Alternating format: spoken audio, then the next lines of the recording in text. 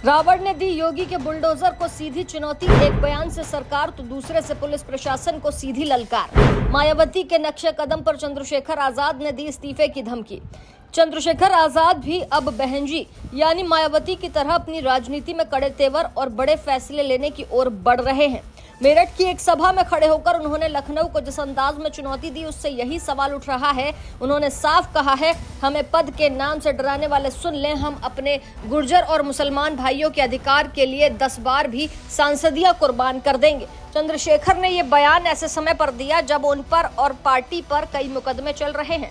मंच से उन्होंने खुलकर आरोप लगाया कि एक बड़े अधिकारी ने उन्हें फोन कर धमकाया है। अगर उन्होंने गुर्जर और सलाबा के मुस्लिम समाज की आवाज उठाना जारी रखा तो उनके कोर्ट में चल रहे मुकदमों में सजा दिला दी जाएगी। चंद्रशेखर ने कहा कि वो जेल जाने से नहीं डरते। 16 महीने जेल काट चुके हैं और समाज के अधिकारों के लिए बार बार जेल जाना पड़े तो जाएंगे, लेकिन झुकेंगे नहीं।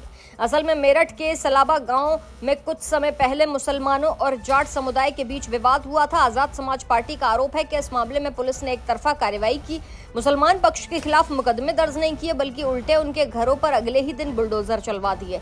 इसी प्रकरण में चंद्रशेखर आजाद सलाबा जाने वाले थे, लेकिन प्रशासन ने उन्हें रोक दिया।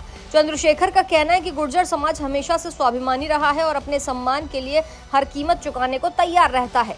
उन्होंने ये भी जोड़ा कि लगातार ग्वालियर में सम्राट मिहिर भोज की प्रतिमा के साथ छेड़छाड़ की घटनाएं हुई, झूठे मुकदमे बनाए गए और समाज को दबाने की कोशिश की जा रही है, लेकिन ये समाज घुटने नहीं टेकने वाला।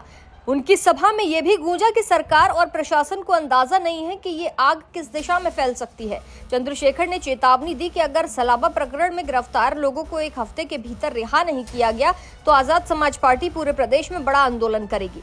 सम्राट मिहिर भोज को सलाह दी कि मामला अदालत में ले जाएं, कोर्ट तय करे कि सम्राट मिहिर भोज किस जाति या समुदाय से जुड़े थे। इससे दूध का दूध और पानी का पानी हो जाएगा। उनका कहना था कि महापुरुष सबके होते हैं, जातीय बंटवारे की राजनीति से उनका अपमान नहीं होना चाहिए। ये भी आरोप लगाया कि सरकार की पुलिस और प्रशासन टोल पर हुई घटना जैसे मामलों में भी सख्त कार्रवाई नहीं करते। जब जातीय तनाव की घटनाएं हुई, मुकदमे दर्ज हुए, लेकिन दोषी कौन ये स्पष्ट नहीं हो पाया। सवाल उन्होंने ये भी उठाया कि आखिर जातीय संघर्ष कौन करवा रहा है, बोर्ड लगाने का फैसला किसने किया और मांग करने वाले क्या गलत कर रहे थे। आजाद ने कहा कि वो आमतौर पर जातियों और मुद्दों पर सार्वजनिक बयान नहीं देते, लेकिन सम्राट मिहिर भोज विवाद को लेकर वो स्पष्ट राय रखते हैं। ये मामला सुप्रीम कोर्ट में जाए और वहां से स्पष्ट निर्णय आए, ताकि राजनीति के जरिए समाज को बांटने की कोशिश ना हो। पहले चंद्रशेखर अपने नेताओं और गुर्जर युवाओं पर दर्ज मुकदमों को वापस लेने की मांग भी कर चुके हैं। कहना है कि पहले हल्की धाराओं में मुकदमे दर्ज किए थे, लेकिन बाद में धाराएं बढ़ा दी गई, जो कि संविधान के खिलाफ है।